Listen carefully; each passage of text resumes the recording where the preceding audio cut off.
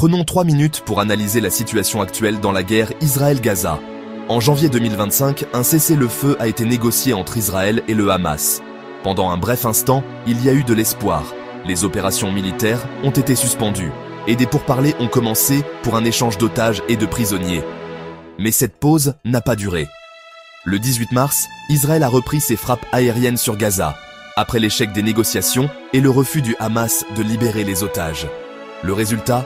Plus de 400 personnes tuées en une seule journée, selon le ministère de la Santé de Gaza. Depuis, la violence n'a fait qu'escalader.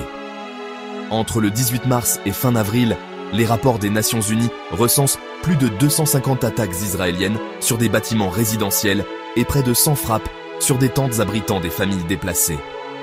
Chaque frappe n'est pas qu'un chiffre. Ce sont des foyers, des vies, des histoires, anéanties en quelques instants. Le coût humain est effarant. En avril, au moins 50 000 personnes à Gaza étaient décédées, une personne sur 44.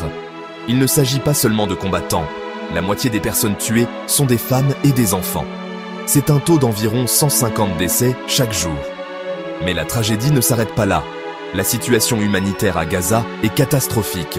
L'ensemble du territoire est sous un siège strict et plus de 2 millions de personnes, en fait, toute la population de Gaza, font face à la menace de la famine.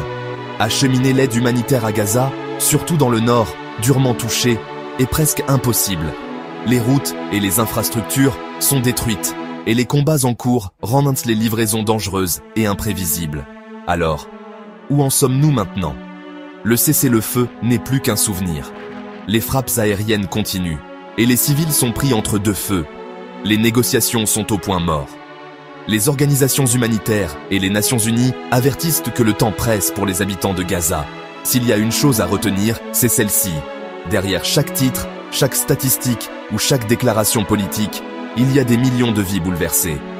Comprendre ce qui se passe n'est pas seulement une question de chiffres, mais du coût humain réel que ce conflit engendre, chaque jour. Merci d'être resté avec moi pour cette mise à jour. Restez informés et je vous retrouve dans la prochaine vidéo.